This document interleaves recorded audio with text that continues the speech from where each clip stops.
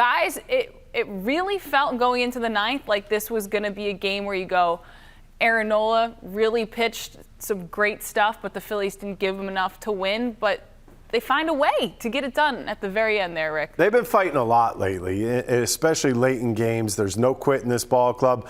I think that Matt Vierling base hit, outstanding. You know, he didn't exactly crush the baseball. He broke his bat, hits one into left. But the stolen base was everything in this, because that changes the whole perspective of RHYS Hoskins at bat from I need to hit one in the gap or just a base hit wins the ball game. And he got a pitch up in the zone, and he just drove it to left field and knew the game was over. How about that? His first walk-off hit in his career. Amazing. That's pretty impressive, isn't it? That's pretty amazing. It's taken this long for him to be the hero. But I mean, he's been the hero in other ways. But for me, this is a game. I mean, this builds character. These are the types of games that I'm really impressed by the way they handled things. I mean, it would have been very easy for them to fold immediately after them scoring that run. Late against Aaron Nola, and for especially with the way the Marlins have played against the Phillies over the last several years, and for them to come back and to play this type of baseball, real nice, clean game. I mean, Aaron Nola threw the ball very well, made one mistake, unfortunately, to Rojas.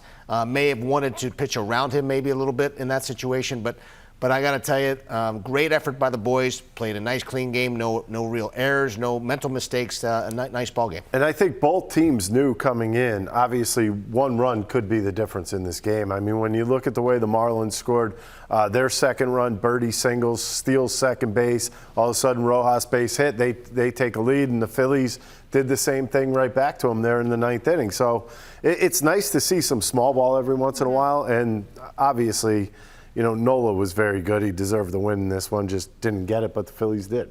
Yeah, and as you can see from the graphic at the bottom of the screen, the Phillies have now won 10 of their last 11. We wanted to see the sloppiness cleaned up, and in certain ways they were able to do that. All right, let's now welcome in John Kruk on the crossover. Of course, Kruk was on the call for tonight's game. And John, I want to ask you something that you guys spoke to RHYS about.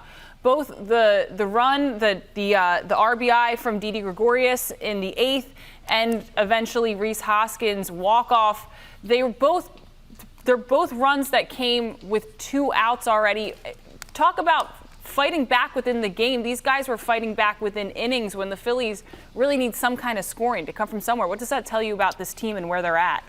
It tells you that they're a very confident group, and look, Ricky and Ruben both can tell you, Taryn, that those 2-out RBIs are deflating to your opponent. And especially, look, Alcantara is one of the best pitchers in baseball. Let's not sugarcoat that one. But when you get a big 2-out RBI, after they took him out of the game and the reliever comes in. And finally, on the other side, Oker and Bass didn't get the job done for the Marlins. Yeah, Rick, I think confidence right now with Sir Anthony and Connor Brogdon is through the roof. And look, Rob Thomson and Caleb Cotham, they have confidence. You don't bring in look, you think 2 months ago, opening the season, they'd have brought Connor Brogdon in the 8th inning in a tie game? No, absolutely not. That's the confidence they have in him now, and he's rewarding them by pitching great. And Sir Anthony's just been filthy lately. And the thing I like about what Sir Anthony's doing is, when he first called up, he 100-mile-an-hour four-seam that cut. And now he's throwing a 2-seamer, he's throwing a slider, he's throwing, again, he still has that cutter too, but, he's starting to mix up pitches. And, honestly, I don't think you can go wrong with him in the 9th inning, in a safe situation. I really don't. He just has that type of stuff, and it looks like he has that closer mentality where, he comes in just firing, man. And, here, if you can hit it, hit it. If you can't, then we're winning this game. Yeah, there's no question his confidence is building. Talk a little bit, John. When I was a rookie, it was very difficult to feel as comfortable as a guy like Matt Vierling is feeling right now. For him to be able to come up with not just the base hit, but to steal that base in that situation, I don't know if you remember how you were feeling as a rookie, but for him to be able to play loose and to play relaxed and to play confidently, playing second base, playing third base, talk about a little bit how difficult it is to do that as a rookie.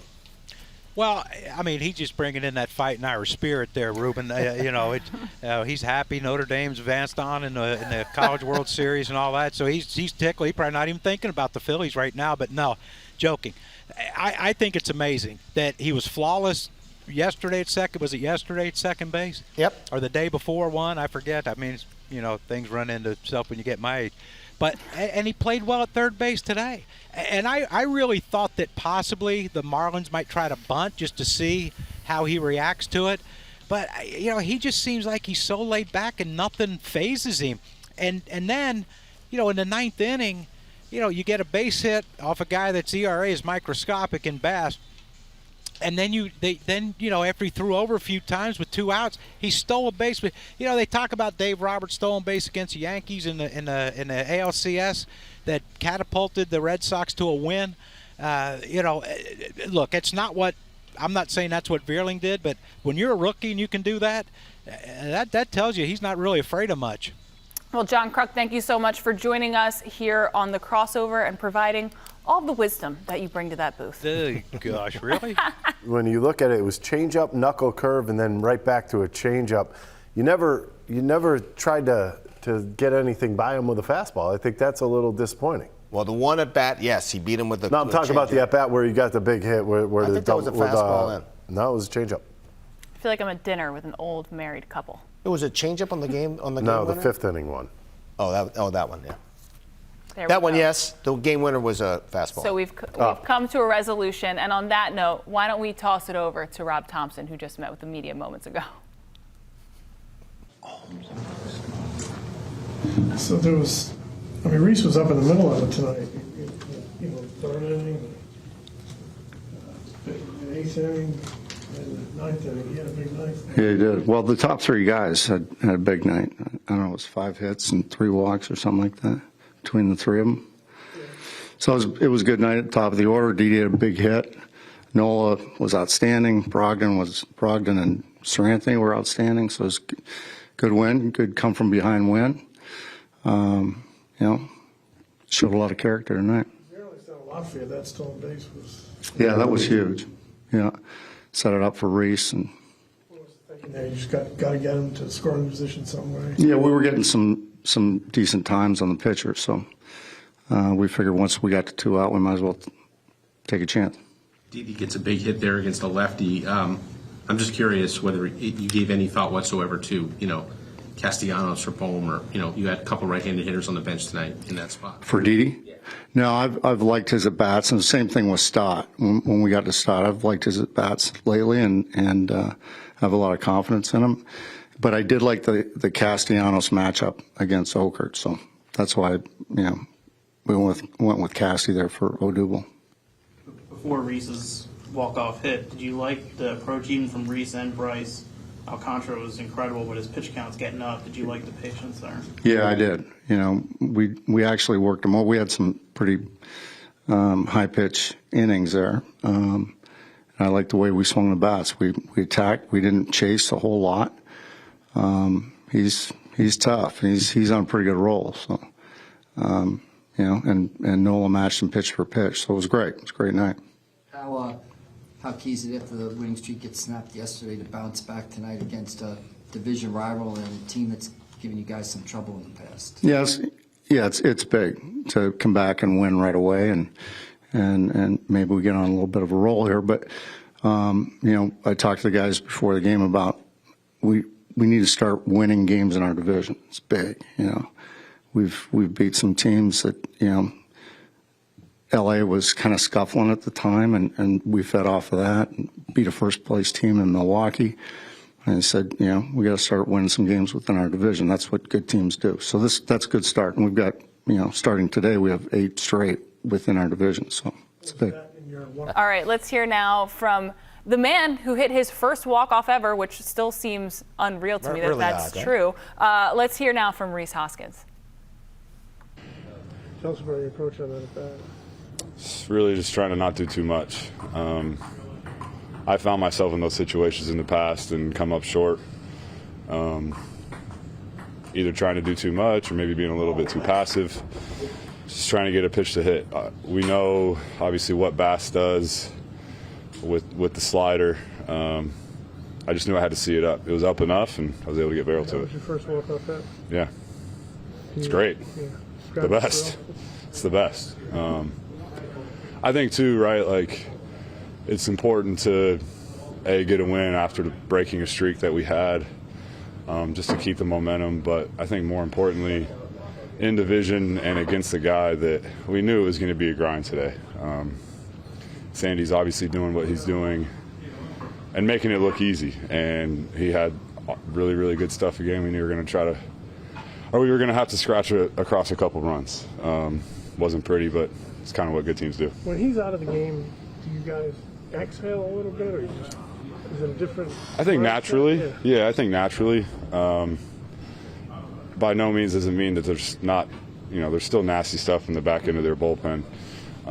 Guys that have done it for a long time too. So we knew they were going to pitch. We knew they were going to pitch today, and we got some big hits and made them count. You aware that Matt's going to try to steal there? Does that change your approach at all, or? Sometimes in those situations, if it's early in the count or if I'm ahead in the count and I see him go, I'd much rather hit with him at second base. So you only need a single, right? So I was hoping he would. I knew, obviously, he's a quick dude. He knows how to steal a bag, and Bass was not particularly fast to the plate, so I knew he had the green light. I was just kind of waiting for him to go.